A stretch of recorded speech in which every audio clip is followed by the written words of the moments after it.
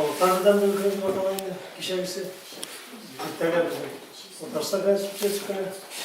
Şu vakitlerimizin şeyin için ayarı var. Onun yanında paylaşacaklarımız bilgileri, işler. İnci günüken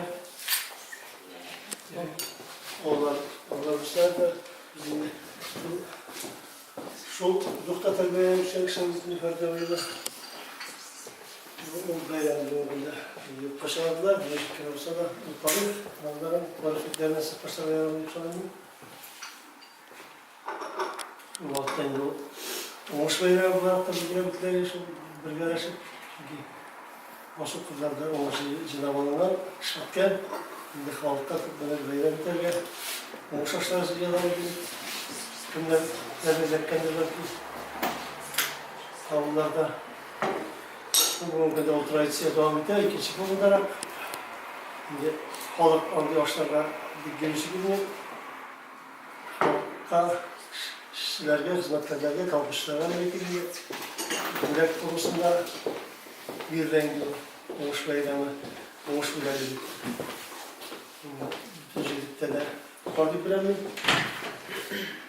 Şu günlerde, bayram günlerinde şu şimdi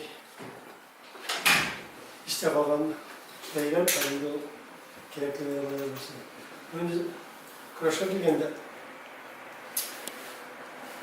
beşinci yılın böyle baktığımızda ilk komanda bile, güçlü komanda vardı. Mesela üstümüzde bu bizim boş üçüncü yılıydı. Sizin uzayın şeylerimiz yokken. Uzayın gitteydi, bu yıl bir işte almamız. Bizden boş bir yıl üçüncü yıl. Böyle çıktığına bu salayınca Özkansızdır, suda yok. Dizini de gitmelendir. Bu bizim lazım. Vali hürmet tarihinde bizim taşak gitti. Taşak gittiğinde bu şekilde giden kişi vardır ama patriotizm hissi.